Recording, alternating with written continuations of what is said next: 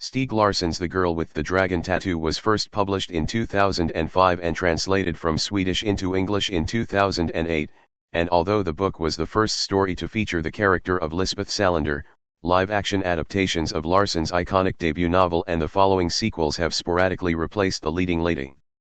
The original book trilogy proved so successful that other authors have been tasked with adding to the source material's chronology after Larsson's untimely death in 2004. So, while he may not have been alive to see what a huge success his story became, his legacy is inarguable. While the books that feature Lisbeth Salander take place in a simple and linear fashion, the Lisbeth Salander movies aren't quite as straightforward. The three actresses who have played the character so far all appear in different projects that weren't released that far apart from each other. While the movies could be interpreted as one long saga by anyone unfamiliar with the franchise, that simply isn't the case.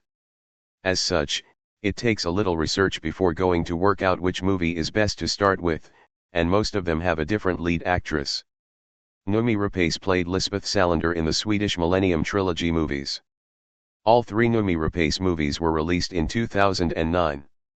Although the book franchise is now commonly referred to as the Millennium series, Larsson submitted the manuscripts for his original trilogy all at once, just before he died in 2004.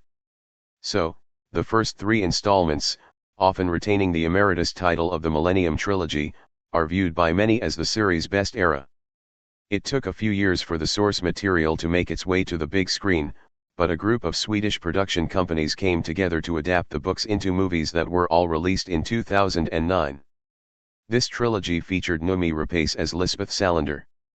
Rapace's movies retained the native Swedish in which the books were originally written, which isn't something that later adaptations made by other studios did. As well as being the first actress to play Lisbeth Salander in live action, she's also the only person to reprise the role so far. She appeared in the full Swedish Millennium Trilogy, and the movies were edited to create a 6-episode miniseries in 2010 simply called Millennium. It was a hectic period for Rapace due to the back-to-back shooting and release schedules, but her hard work has immortalized her as the punk hacker.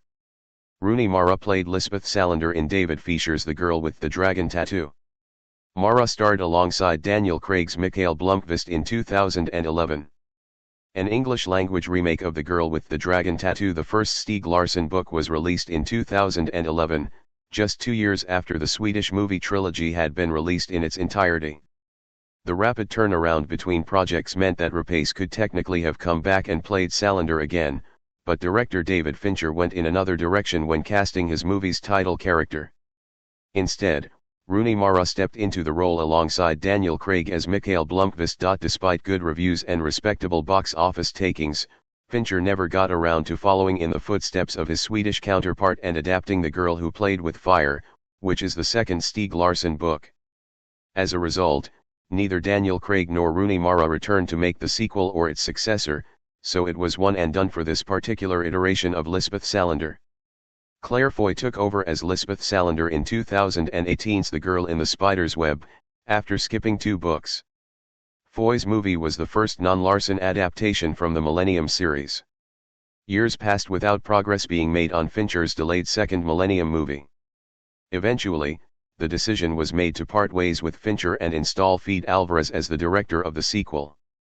Just as Fincher was replaced, Mara was also recast, with Claire Foy inheriting the role of Lisbeth Salander in 2018's The Girl in the Spider's Web. The movie made the bold decision to move past both The Girl Who Played with Fire and The Girl Who Kicked the Hornet's Nest, which took the film series beyond Larsson's source material and into the pages of David Lagercrantz's literary continuation. The Girl in the Spider's Web was the result of a soft reboot that had taken place ahead of its release. The 2018 effort could be viewed without seeing Fincher's movie, but it was still technically within the same canon despite the entire cast being replaced. Instead, it was generally accepted that the events of Fincher's movie had still occurred, but that they weren't relevant to the sequel's immediate plot. The movie's meta approach contributed to its bombing at the box office and receiving mainly negative reviews. Like Mara, Foy never had the chance to play Salander again. Why Noomi Rapace's Lisbeth Salander is the best live-action version of the character. Rapace benefited from having the opportunity to play out Lisbeth's entire Millennium Trilogy arc. Noomi Rapace smiling as Lisbeth Salander in 2009's The Girl with the Dragon Tattoo. All three actresses to have played Lisbeth Salander have put their own stamp on the character, but it would be disingenuous to claim that anyone but the role's originator deserves the top spot in a list of who did it best. While Mara and Foy stood out as bright sparks in their respective movies, Rapace had the advantage of getting to play out Salander's full arc from the original 3 Stieg Larsson novels. Her version of the character also felt the most authentic as well as being more faithful to the source material. Although Mara did get to play Salander in the self-contained story of The Girl with the Dragon Tattoo, Salander's journey in the following 2 books is vital to the character's development, so Mara missed out on getting to continue the arc. Similarly, Foy's time as Salander could have been much better if her film had been better received and she had been able to add to her appearances as the character in adaptations of the other Lagercrantz books. Rapace was a beneficiary of her circumstances, but it doesn't change the fact that she also did it better than the other 2. Amazon's Girl with the Dragon Tattoo show means there will be a 4th Lisbeth Salander. Another Salander actress should be announced soon. Although Amazon's The Girl with the Dragon Tattoo TV show has long been short of details, the project is confirmed and will presumably be put into production relatively soon. With Vina Sub installed as the showrunner, it's only a matter of time before the show starts to make cast announcements. The latest reboot of Stieg Larsson's work will likely want to put a clear divide between past efforts, so the return of any previous Lisbeth Salander actress probably won't happen for various reasons. In short, all 3 women are now too old to reprise the role, and Salander's age in the first book, 24, needs to be taken into account for Amazon's upcoming project. As such, it stands to reason that a 4th actress will be added to the group of those who will have played Lisbeth Salander in live action. If Amazon's The Girl with the Dragon Tattoo goes well, the franchise's new leading lady could very well eclipse Noomi Rapace as the face of the legendary Stieg Larsson character. The announcement of a new TV series adaptation of The Girl with the Dragon Tattoo has been met with a lot of controversy among fans, mostly due to the casting of Lisbeth Salander. With such an iconic character, it is clear that there is a lot of passion behind fans' opinions over who should take over the role next. While there are many fans who are vocal about the fact that Noomi Rapace's performance cannot be outdone or who suggest Rooney Mara should be given a chance to reprise the role, there have been some other notable fan casting choices. In one post on the fan casting site MyCast, Kelly Spaney is presented as the choice to take over the role of Lisbeth.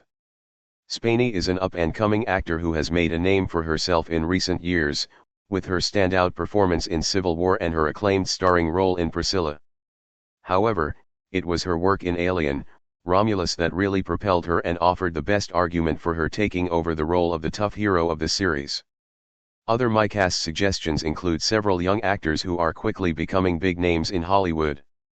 With Stranger Things coming to an end, some fans think that Natalia Dyer could step out of her role as Nancy Wheeler and become Lisbeth. Maya Hawke is another Stranger Things alum who has been put forth as an option. Other popular options include Haley Steinfeld, Jenna Ortega, Thomasin McKenzie, and Anya Taylor-Joy.